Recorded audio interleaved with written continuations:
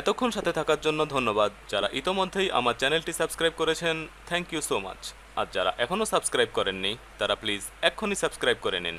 দেখা হবে আবার, ততক্ষণ পর্যন্ত ভালো থাকবেন সবাই।